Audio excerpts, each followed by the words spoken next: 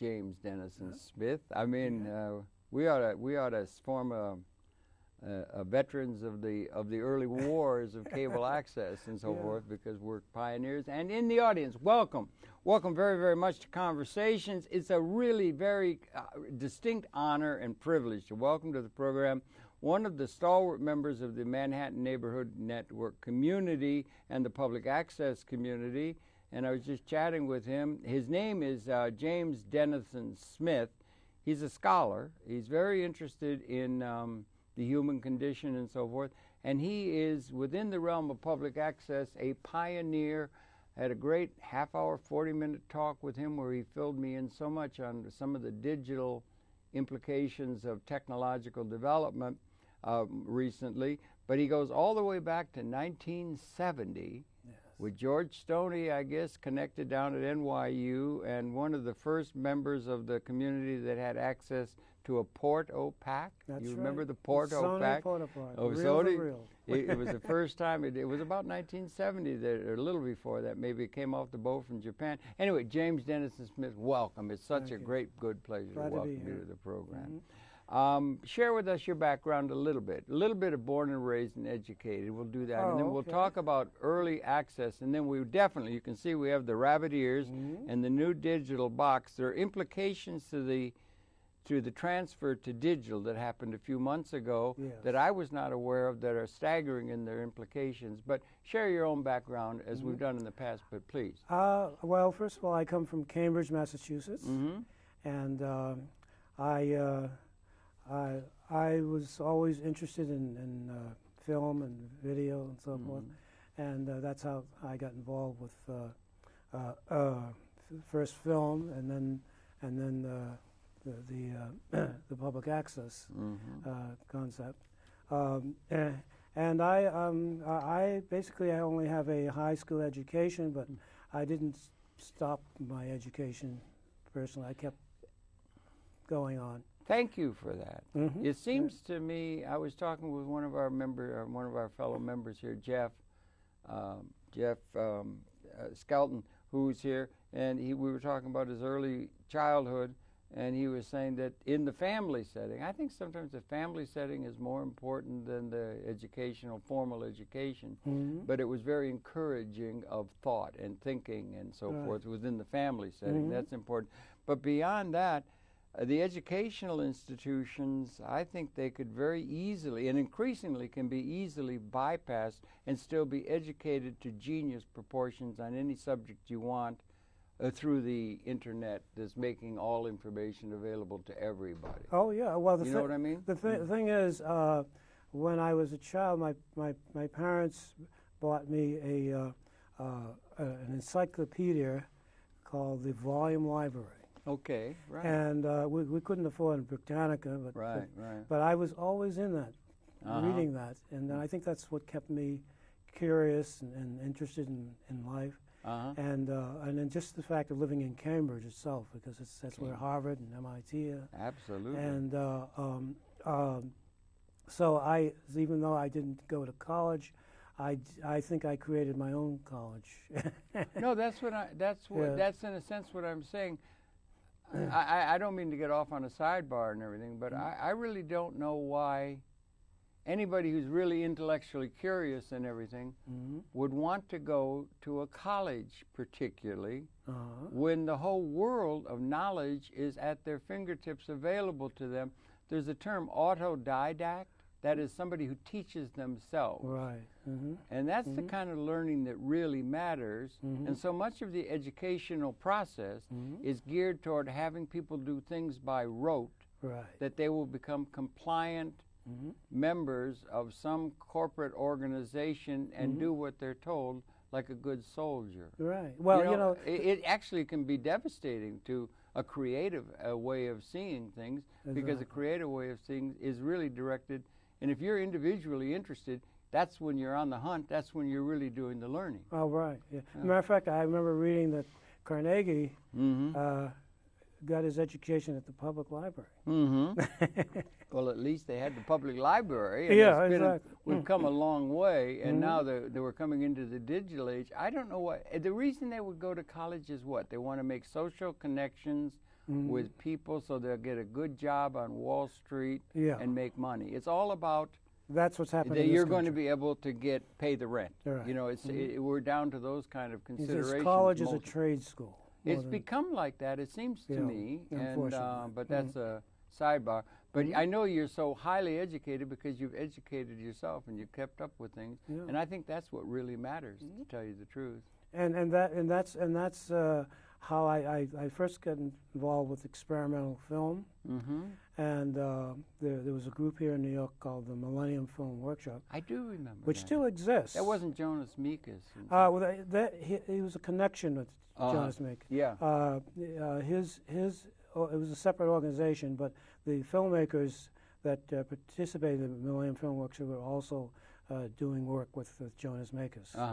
And some of them still are, as a matter of fact. You had come to New York from Cambridge as a young man? Then? Yeah, as a young man. I was, I think it was 21. 21, you're prime, a great right? 21. Well, we can remember what prompted you to come to New York out of Cambridge? Well, I just began reading books about New York City, and it just seemed like a rather exhilarating place to be. It is. And I just one day I was working at the Christian Science Monitor, as a matter of fact. What were you doing? I was just a messenger. Yeah, copy boy. Yeah. Well, not even a copycat. I was a messenger. Although I had connection with the Monitor itself, because the whole building involved the church and included the Christian Monitor. Erwin Canham, I don't know if you ever heard. No. He was the editor at that time, and he was quite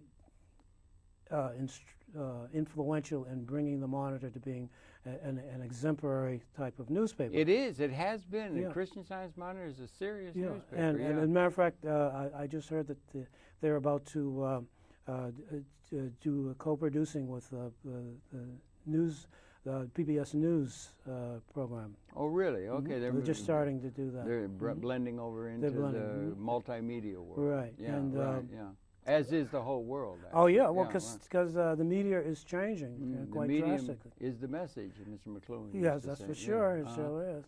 And newspapers are the printed newspaper is probably going to leave us, which is unfortunate. Even the New York Times is even having the New trouble York Times with their business model. In fact, if you look on the website, you'll see the New York Times, and I tend to read it on the web. Sure. Because first of all, because of economic situation, you need to pay $2 per copy now. Yeah, right. To pick up a New York Times. Right. So they're experimenting with using the web because that's what people are more likely to read. That's where a lot of people get their news these days. That's where everything is going. To the web. Everything is going to be on the web. And the thing is, the web is so significant that we as producers here at MNN, we better focus ourselves more on that because we're I think as far as I can tell, we're the only ones that have a casting on the web daily. Yes. And I haven't been able to find any other public access facility that does that. They'll do it periodically, but not daily like we do. Is that right? I didn't know if it was a standard thing. That's worth mentioning to the audience who may be viewing because the programs we produce and air here, and they're getting such good programs on Access now. That's where you're finding the best stuff. I was up late last night, and I happened to just put on 34 to see what's going on and everything. Late, it was 4 in the morning or something, and they had an incredibly interesting program with Richard Wolff, a man that I'm in communication with, a serious scholar of the economic downturn and so forth. And it was the most interesting program you can imagine because it was relevant, and it was on MNN. Right. Yeah. Exactly. And in fact, I think that's part of the problem as we grow.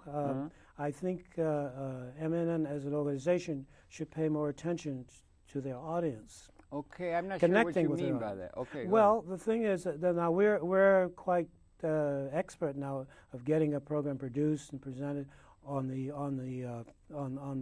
system, but.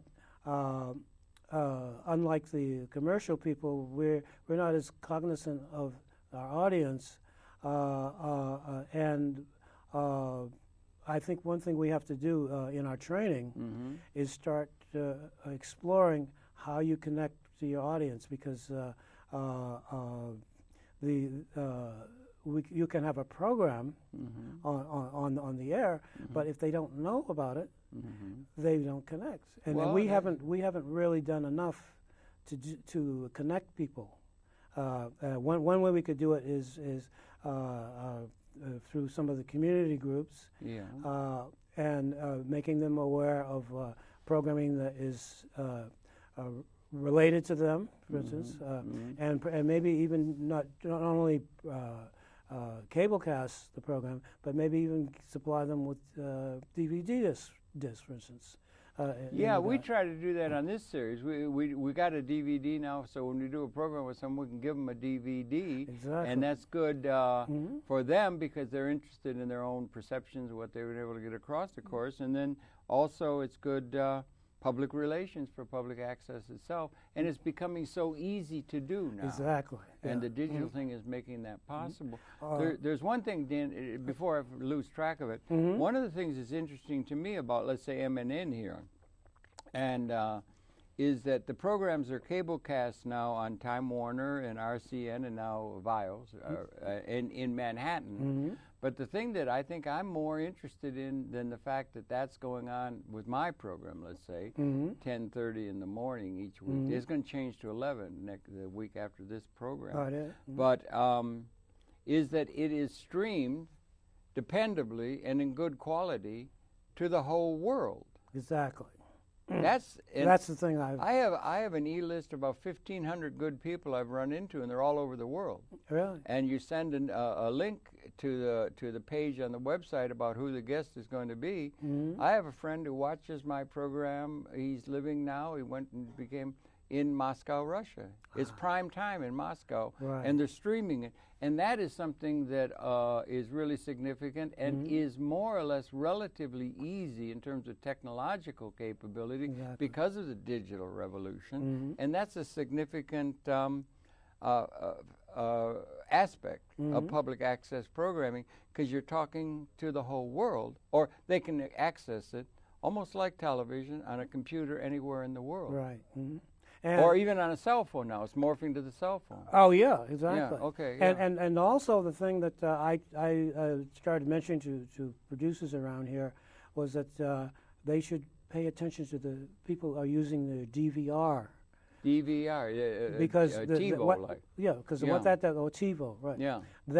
Because that allows them to watch the program any time.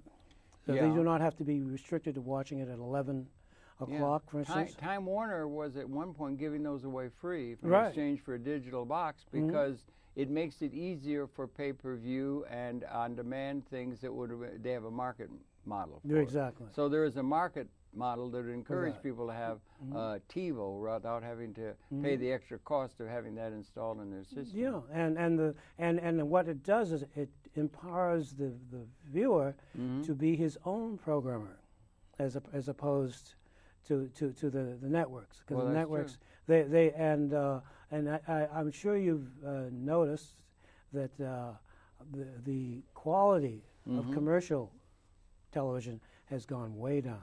Well, there's so many now. You got. I was talking to you on cable. You got 500, 600 channels or something. They have a thing on everything, and it dissipates the market. It used to be only Ed Sullivan on Sunday night with everybody in the country, or Cronkite, because there was only the limitations of over-the-air broadcasting. So many signals could exist within the physics of a given market. And so it was a limitation, and that meant, I suppose anybody in business would like to have the full market share. If they could. But there's dissipation. Well, I don't think that's possible. Well, no, not if you're having anything like what is called democracy. Right.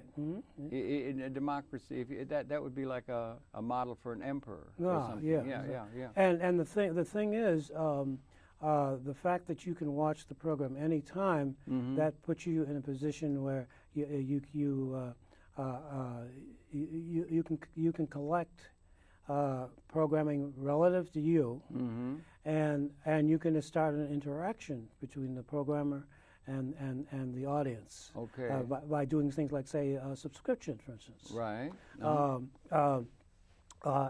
And like in education, there's incredible because lately the online schools that have been developing are becoming better and better. Now, some of them originally were just exploitive, but now there are some quality educational corporations.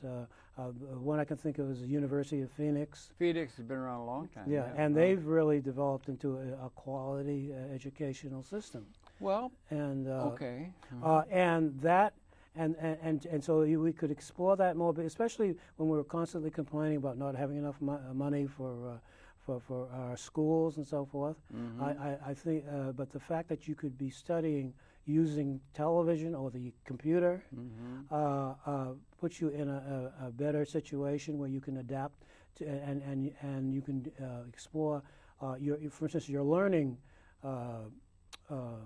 The way you learn, and television is the one means that has the possibility of adapting to that. The television and the computer combine. Yeah, they're combining now. Yeah, and that's the whole thing, and that's why I'm disturbed when the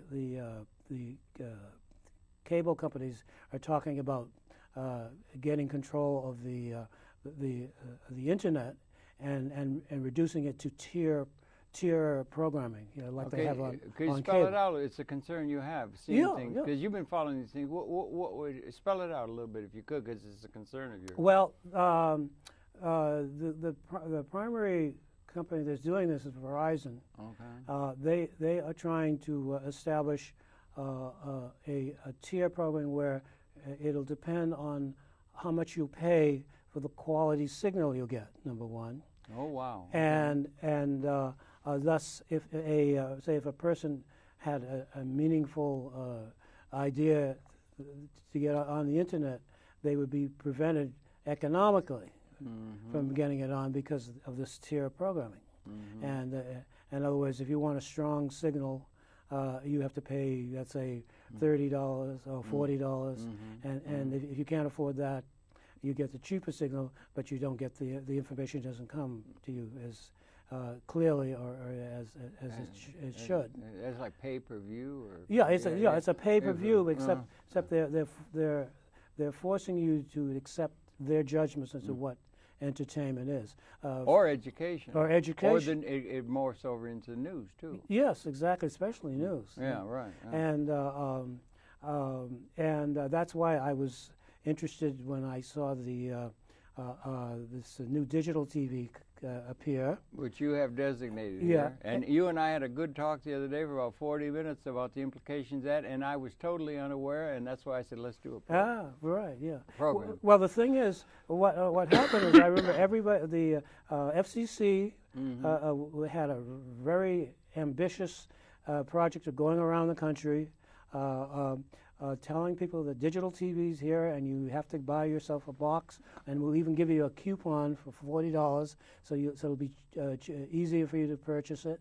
Now, help me out. What does it mean? Digital is here. What is that? What? That's part of a larger context in which all this is taking place. Yeah. Well, first of all, digital means computer-based image, and the most immediate thing it represents to you is a clearer image.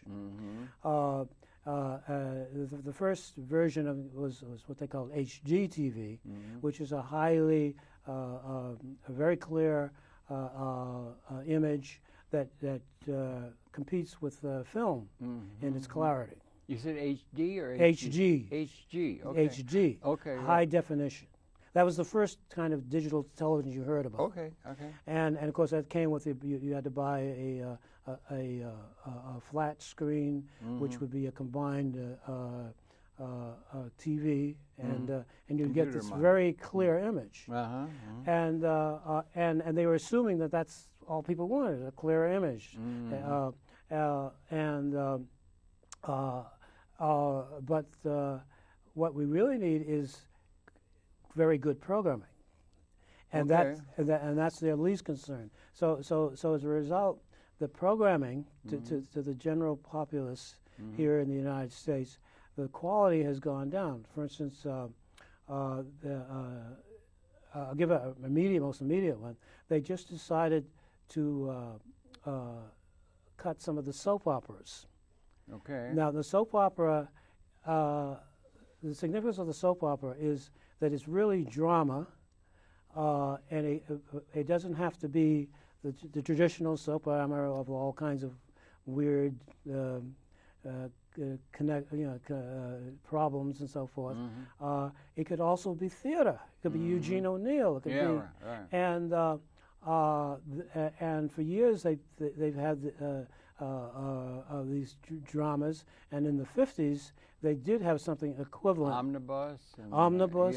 They had Phil Cole Playhouse. Right. The last one was called Playhouse 90. Right. And these were quality programs. I mean, serious drama. And then they decided they couldn't afford that. And the death of that came with the invention of the Western.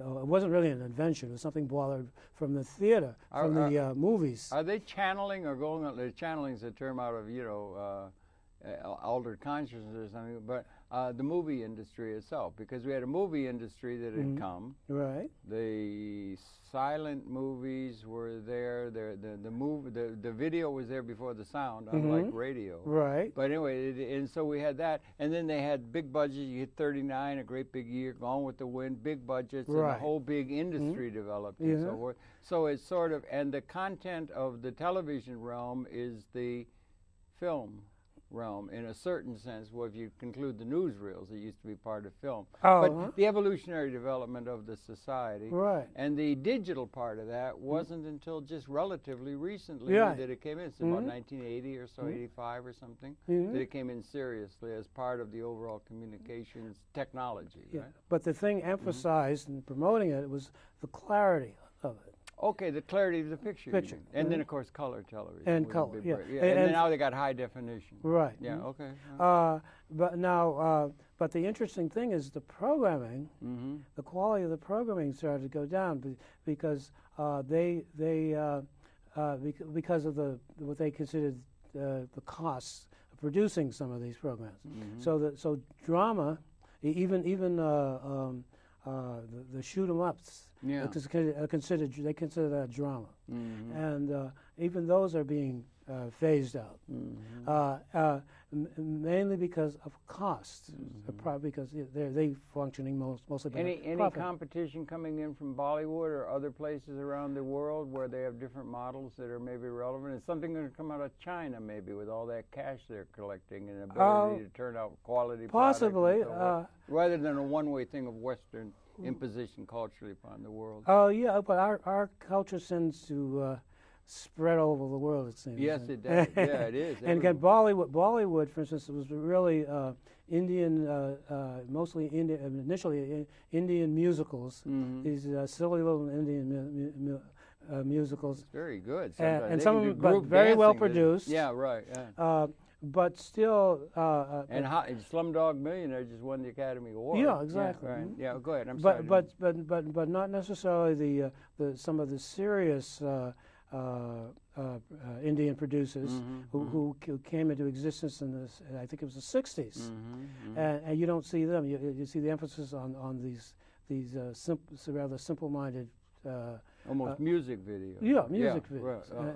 Okay.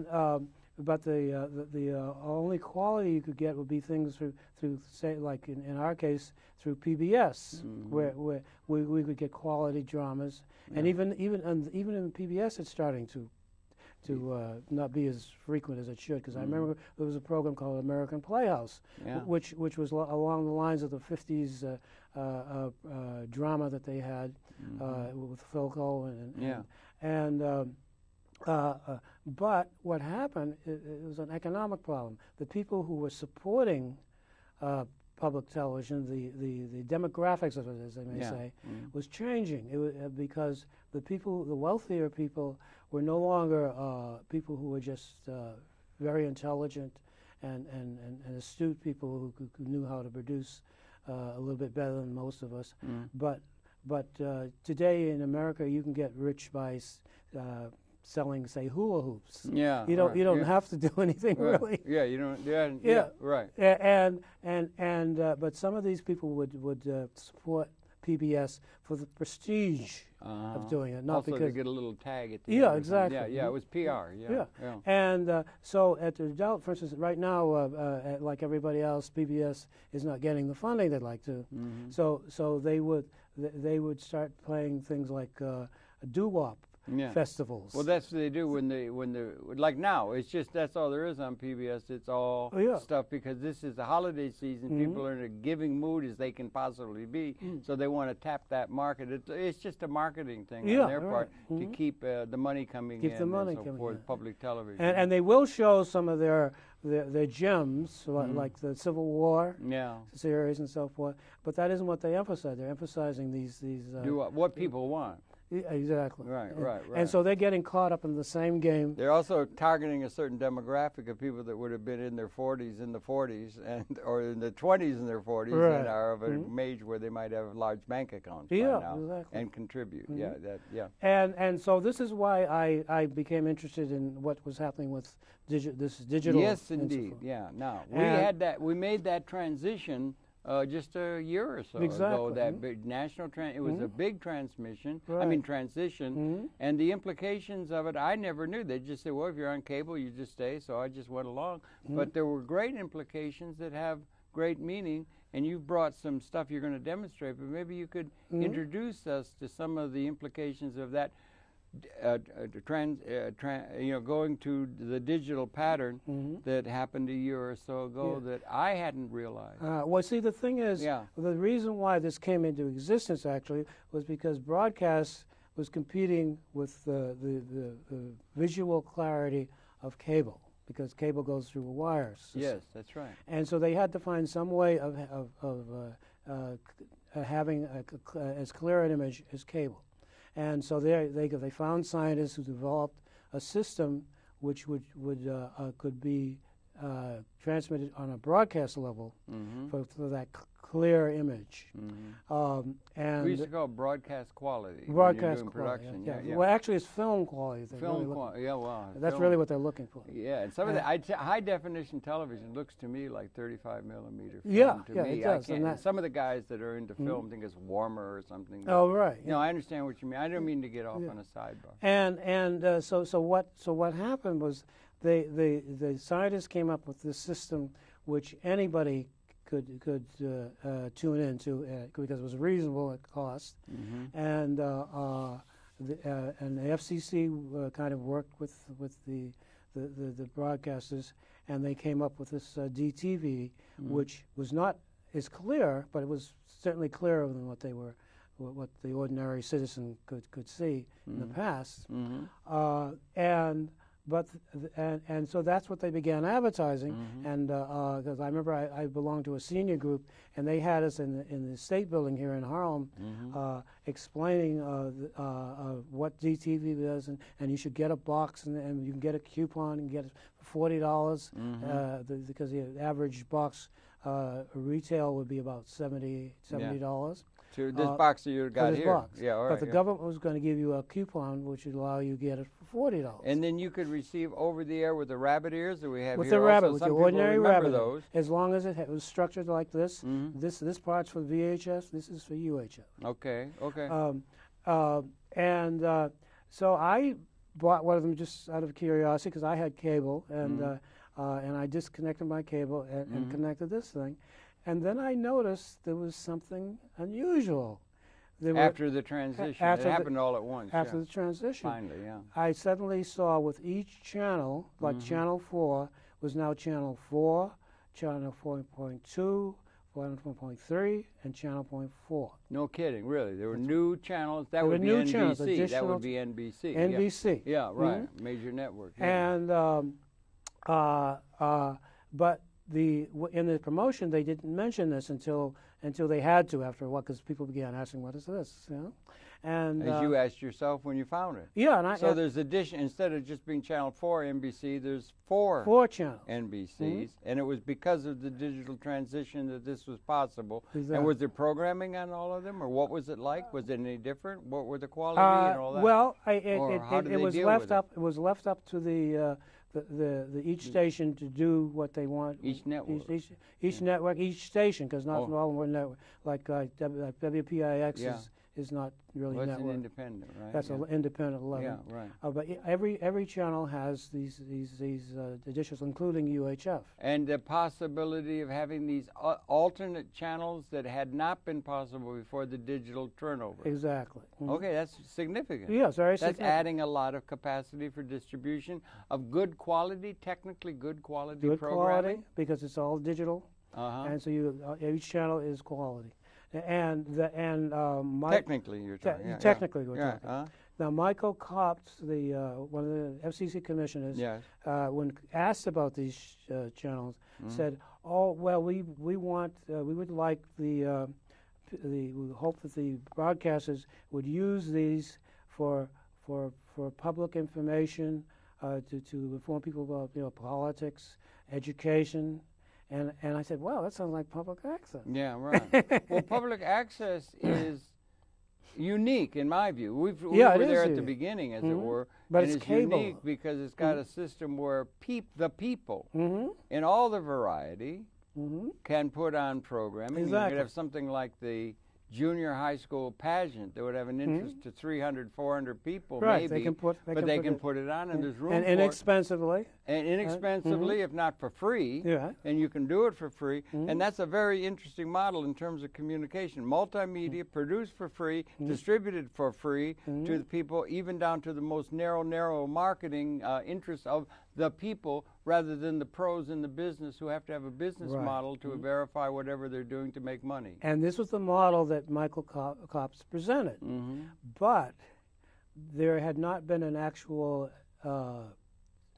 structure given to the broadcast people. They told they could do what they wanted to do with it. They didn't actually, he just suggested it. That would be to the traditional producers. Right, to the traditional programming. And producers and distributors. The networks would be included, as well as independent stations. Right, so I began my own little research to see what they would actually do. And the first station I noticed, being WNBC, they had announced on regular television, the first channel, that they were going to have a channel which would broadcast information all day, similar to New York One. Wow. Okay. All right. Okay. So I said, oh well, that's good, because the New York One, you must agree, that is New York One's only cable, isn't it? New York, but that's news. Yeah, and it's cable. But it's only cable. It's only cable. It's interesting because with the cable is when we got the multi-channel capacity that coax cable came, and let's remember that prior to that, you could only have so many signals in a market by the physics of over-the-air broadcasting because they would interfere with each other. Exactly. So there was a limited market by the physics, but we've overcome that apparently. Yeah, we've overcome that. Okay, that's really interesting. And so this was broadcast answer to what cable had achieved. And so I thought, well, what would they do? I was looking for something interesting. NBC said they were going to do this program. It's and you can get it on NBC, WNBC 2. Now you get that with this. With this. You don't get it if you have cable. No, you can't get it with the cable. Okay, that's interesting. Okay, that's now very interesting. You could get it with cable if cable was willing to accept that signal. But as far as I know, they don't. Yeah, we're going to want to get around to whether there could be a network across the nation of these extra channels and that sort of thing. And it's all because of the fact that it's digital, got over that problem about multi-channel capacity in a given over-the-air market with rabbit ears. You could have a network developing that would be across the country and reach out to maybe the world and that kind of thing. As a matter of fact, what had been happening previously, WOR, the broadcast channel, was beaming its programs via satellite, because that's the way you can do that, to Chicago because I was living in Chicago for a couple of years. Okay. And it was when Dinkins was first elected, and they were broadcasting the ceremonies for his mayorship. Interesting. And I was surprised to see it. And Harold Washington was in Chicago, maybe, or no? No. Harold Washington is the Chicago mayor. Well, that's what I'm saying. But they were of the black persuasion, right? So there'd be an interest in that. Yeah, exactly. Because that was before we had Obama, and that's before we had Jesse Jackson, for crying out loud. Yeah, right. And they they didn't shout about it, but there it was in Chicago. I was watching what was happening in New York, in Chicago. And that's the same. They could do the same thing using these sub-channels, using the sub-channels we call them. Right? Yeah, right. Yeah, okay. So they're sub-channels, right? But they still could, beam it to satellite and broadcast it as a network if they cared to. That's a huge new territory that could be plowed, or a new field to be plowed, right? So anyways, this program that NBC conceived, I thought was going to be a news channel. It wasn't. What it was a kind of extended infomercial. Oh, Lord help us! Right. More. Selling products and so forth, with a little bit of news. And that was it. That's somebody trying to develop a market along the advertising and market thing. But what a boon this could be to the not-for-profit community, which is the consciousness of most of the citizens. They're not in doing what they're doing. Exactly. The Masons and the institutions and all kinds of fraternal institutions, educational institutions are not interested in making money necessarily. Right. They're forced to by the overall strictures of the society in order to be able to survive, but they're not that's not their motion, their movement, their purpose in life is not to make money. Which they're trying to encourage within the business models of all these people that see that as a chance to make money, and that's why a lot of the programming is being so degraded, it would seem to me. You got to have people who are really autodidactic, educated, really interested in what they're doing in order to have the voluntarily found ability to produce programming that they are interested in and their community people across the country are interested in. And real human beings. Rather than just people who are selling stuff. Now we have no excuse not to have this kind of facility, except the FCC didn't put any real strong insistence that they be used for that purpose. He simply suggested it. Just left it up to the traditional broadcasters who had that to be able to use it in any way they might. And so what? And now. And they're having a hard time working in their own business models, just like the New York Times. Right. In terms of the economic, it may be the economic system, macroeconomic systems of the way the society is organized are not organized, able to take advantage of these opportunities for increasing the human condition in a positive way, because we don't have macroeconomic systems that are in keeping with what the future requires of a liberated humanity, rather than enslaved humanity that we're coming out of history from. If you understand what I'm saying, we need something new. That's why I'm saying that we have to pay more attention to our audience and what they're doing and what they're interested in, and connecting them to something like public access. Public access might be the model. A model that is really for the future. Now, I'll just also tell you the other programs that they chose on NBC. The third channel was a kind of living style channel about basically upper class yuppies, gentrified, all that, housing, expensive housing. There's market dollars there. And then the last channel was an all sports channel. So you can watch sports 24 hours a day of different sorts. Well, could we go, help me out, because I don't have a channel. I hardly keep up with what we got on MNN. There's so much going on. But if you go through all on the cable, there must be 500 channels, and they seem to have a channel about soccer and Turkey or anything, almost covering everything of the old vineyards by which somebody's trying to make a buck out of or something. You understand what I'm saying? So sports are very... The problem I have with what cable has been doing, is the reason why I'm concerned what's going on with these channels, is that instead of producing programs that would be of nutritional value, psychologically to the public, they do things like HBO, and HBO presents commercial movies, usually of the same ilk, usually melodrama, thoroughly films that have no real value, just to pass the time. Well, I want to take exception to that. I think that they get a lot of good stuff. They come out soon after they come in, as much as it's being turned out. They get it there, and you get access to it if you have HBO. They have they have a thing on demand. You can get all kinds of Slumdog Millionaire and these kind of movies that are in the theaters. The best the industry's trying to turn out, they can get access to. Well, yeah, all right. But you have to pay for that. Yeah, you have to pay for it. But I'd say they do produce in HBO. They do produce some Bill Maher's better on programs. HBO. Yeah, that's true. I have to agree and he's there. worth it. But George Carlin used to be on it. He was worth it. But the thing is, they still tend to repeat a lot of the trashy movies too. Well, yeah, because they got so many capabilities. They got so. The thing is, if I may, I don't want to get off track because it's really interesting. We got to get. They have the movie Wired. They got Chris Anderson. Oh yeah, that was a very. I know. You knew that article? Yeah. Yeah, the article. He had an article out, and he's the editor of Wired, and there's a lot of hip people understanding implications of communication and all its aspects, particularly digital. And they had the article that got a lot of attention, and it said, "Tech is becoming too cheap to meter.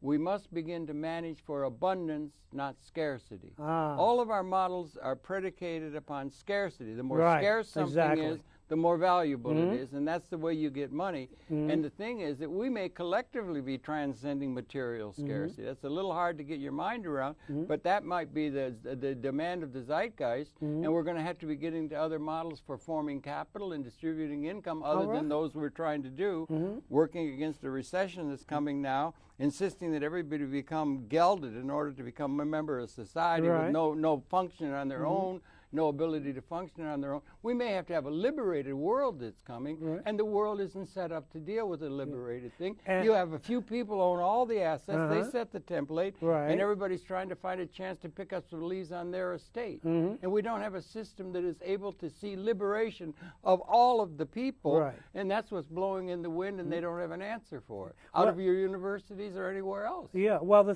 thing is, there is an opportunity if we insist on exploring. For instance, MIT and also Harvard are now offering courses. Absolutely, the best teachers. They put on YouTube for free. For free. So why would you go to Harvard? Except to make the social contact, so you're going to make the contract so you can be with somebody on Wall Street where you buy $4,000 bottle of wine at luncheon to get a $2 million contract for a water project in Brazil. That kind of nonsense has to go. Right. Well, or maybe in other words, the economy should be oriented to nurturing the average person. And, in all of its diversity. It's called real democracy, rather than pseudo-slave system where everybody's beholden to the few people, the plutocrats in every political economy that own all the assets. They're like emperors of Rome, and everybody's trying to find some way that they could become a pliable employee in order to be able to have bread to eat. And if you don't, you're going to be so bad you're going to be put in prison and all of that. And if you got any spirit or any questioning of anything, you know what I'm saying? It's like we need a qualitative, liberating transformation at this moment. And we don't have leadership in our intellectual. We put billions of dollars into getting all these tenured professors who go to their, and they've not come up with a system that the future requires for the planet in another way other than reifying all of the outdated institutions out of history. We haven't got it's a vision lacking from the intellectuals. They're falling down. The progressives don't have a Have you read a book entitled Consumed? Well, that's Mr. Ben Barber, is it? Yeah, Barber. That's good. That's good. He's examined basically what the problem is. It's that this country's oriented to consumption. For instance, toothpaste. Instead of developing a toothpaste that will enhance your teeth. Your teeth. They produce the same product. All these different toothpaste companies, and they claim their product branding and manipulation, of consciousness, and guilt and everything, and then they're not actually warfare. In other words, they're not actually improving on their toothpaste. They're just exploring something that will get people to buy. That's all. That's all. That's it. Yeah, well, I did a program with Ben Barber about that book, Consumed. It was good. I read it, and everything was good. And also, I'm reading another book now that's really good, it seems to me, in terms of, and we have Amy Goodman in our realm. She's coming out of the public access realm. She's become a star, and she got really good stuff. And Naomi Klein writes on economics. She writes beautifully on it, and it's a beautiful critique. Mr. Scahill will cover Blackwater and all those kind of things. And there's so many dysfunction in the world. It's endless, the dysfunction that you can call attention to. And this is why I was concerned about these channels. Thank you. These could be outlets for such people. No. And I think, for instance, now that particularly since the Chinese are entering in the economy of the world, they're going to start coming on strong. We ought to consider that, because when they first began influencing our economic structure. Well, they got all our T-bills. Right, and what kind of products were they distributing? They were distributing materials that were junk. Well, it's like Japan did. Yeah. After the Second War. Right. They used to have a country in Japan. The name of it was USA. So they had a thing, made in USA, because it looked like made in USA when they were sending cheap things. But now, of course, they're taking the second largest economy in the world now, Japan. And China coming up strong. And why do you suppose they were doing that? Because they knew because of our consumer habits, that that we would not object to the product, particularly if they were cheap enough. Yeah. Because like I remember, it was like whoring. Yeah, exactly. Yeah, like they're pimping. Yeah, right. And the thing is, I remember. And we're the Johns. I remember. I remember I was in the street and it was raining and I needed a new umbrella. So this young lady was selling these umbrellas, and I bought one. I was glad that Did you get to the corner before it blew out? Or blew out of break? Yeah. No, it lasted. The umbrella to the lasted 8th Avenue. A couple of months. Oh, it did. Yeah. Well, okay. So then I went out in the street and tried to get another one, and I complained. I said, why do these things keep falling apart again? And she said, well, you just buy a new one. Well, that's what they're trying to do, is get everybody to do it. So we're sending all our money to China. Well, we are now, because they're doing it and they're forming and capital. now we're loaning from them. Well, yeah, they buy all our T-bills, and they could call those any time if they want, although it's still a good ref, and it's still there. No, but it's at the economic theory level. Like, Naomi Klein is great. She really is good. That shock democracy, or shock capitalism and everything, and all. It's a beautiful critique of, let's just say, Milton Friedman and the Chicago School, market fundamentalism. But it's not there. We don't have a system that addresses it really large scale. What's needed? It seems to me that's why we have a medium of television which we could use to make people more aware, and we've got it. It's there. But is it going to come from our experts? Is it going to come? Well, you're making a plea in a certain. No, the technology is there for us to be able to tap the mass and to get all kinds of things rather than depending upon the experts. The experts now, with all the money, all the millions of dollars going to all of our prestigious universities and our political process, they have not been able to come up with a system of economics that is relevant to what the future requires, with all that input trying to get it, and the implications to all of our institutions that have to be transformed. They haven't been able to come up with it. It might come up with a guy who's in the mass, who had been overlooked and paid no attention to, because, well, You got to have it peer reviewed. The people who own all the assets set up the institutions to do the peer reviewing. The professors are all bought off with tenure. Exactly. They're all bought off with comfortable things that they can do. They're all bought, and they don't have an answer. The answer might come from citizen James Dennison Smith, right. or something, and there should be a way for us to tap in to some of the thinking of the mass, and there's wisdom in that, and the answers might come from there. And one of the examples would be coming out of the public access realm is where the answers are going to become, rather than reifying all the old institutions that are being done by our current leadership on the world scale. And they don't have a vision toward what the future requires on a liberated context that the technology insists must be followed. And an example of this is how these channels are being used. First of all, Channel 5, which is Fox, and Channel 9, they're not even trying. They just exchange the programs between 5 and 9. Using these extra channels.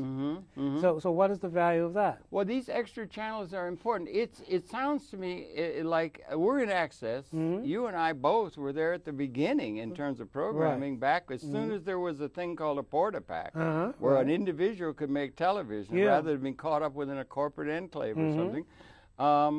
And it seems to me like public access, and we have 3,000 of these. It's come out of cable. Cable was the first thing that came along, multi-channel news, multi-channel, reaching out toward a democratic order rather than just a market-oriented star system that has been the business model for entertainment and communication.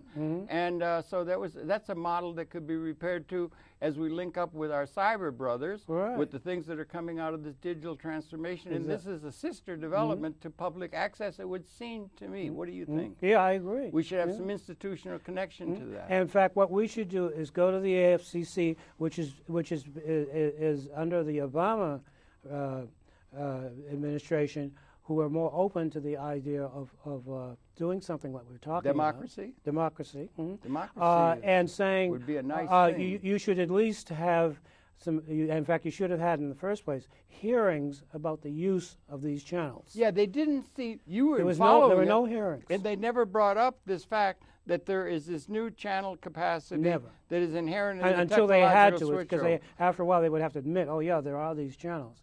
And so but that's going to dilute the market that other people are trying to exploit to make money. Yeah, exactly. Okay. And so what I noticed, like the UHF channel, Channel 31, which incidentally that used to be a good channel. Yeah, in fact, that belonged it belonged to the city. I know. We almost got a program going. Right, and it was really a mistake of Giuliani to sell that channel. Yeah, a really big mistake. With that was the last. Yeah, that was the last. That's right. And what you have now there, you have their first channel. One is a lot of infomercials with repeats of old television shows. Then on the second one you have children's programs. Okay. And then on the third you have another infomercial. And then on the fourth one you have religious. There's been a lot of that going. Yeah, those are things that are exploited. But none of this is unique. It's nothing. It's the same old, and that's what's been happening. Same thing's happening in the political realm. It's the same old, same old. Right. It's all building upon outdated institutional assumptions. Exactly. When there's been a qualitative transformation at the level of capability through the technology, and that's what is required. In 1776, they invented the steam engine.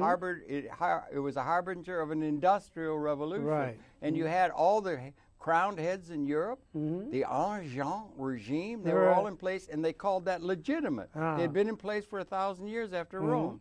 That was the legitimate source of authority for feudalism and so on. But there was something new coming. It was called industrialization. Yeah. We had the Declaration of Independence in the United States, and we had the Wealth of Nations.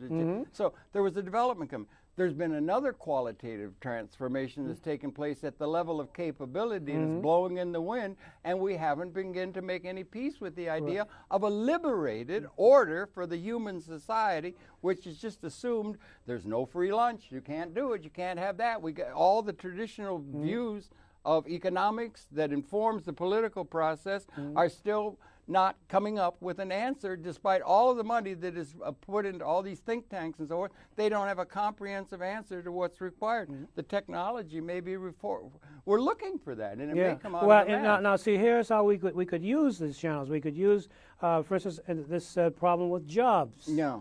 The interesting thing I've noticed was that the even the Obama administration hasn't really defined exactly what kind of new jobs they are proposing. Could I make a point on that? Because it's really he just took his Peace Prize today, and he's gone 30,000 troops into Afghanistan along another dead end. We got Mr. Karzai, RDM. Yeah. And so people see it that way and everything. Yeah. But Lord Keynes, who set up the whole thing after the Second World War, the major Lord John Maynard Keynes wrote into a letter to his grandchildren in 1930, in their maturity, that's now.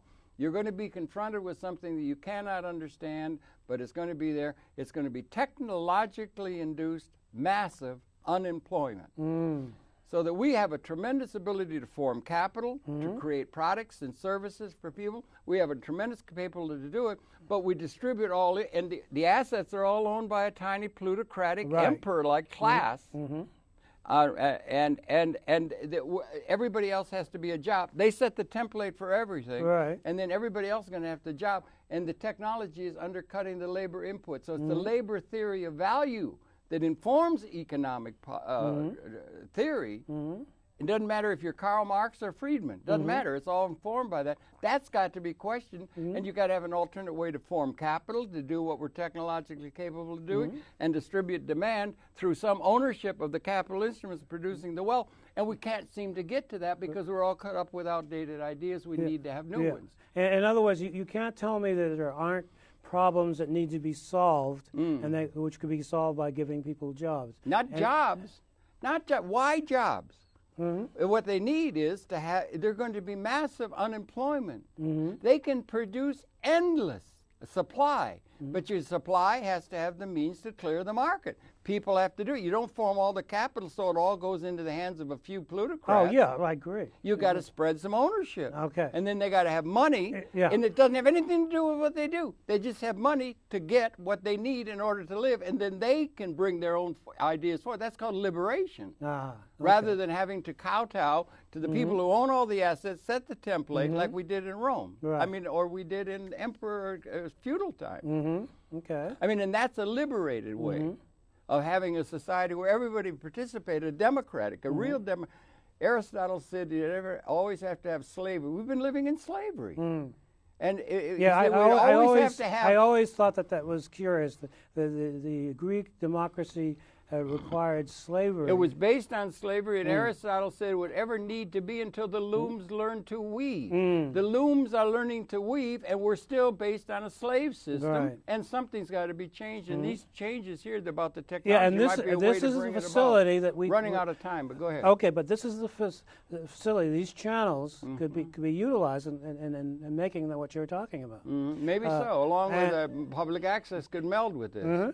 Well, that's wish everybody a happy holiday. We're coming into the holiday season. Oh, yes. And say goodbye. Say goodbye. Say good night, Gracie. Good night. Good night, Gracie, and everything. Okay. Time. This is James Dennison Smith, major fellow, and really good. One of the Bulrick here at MNN and in the larger world of communication. Thanks a lot for coming in. Sorry we had such a short time. We'll have to do more. Happy holidays to one and all.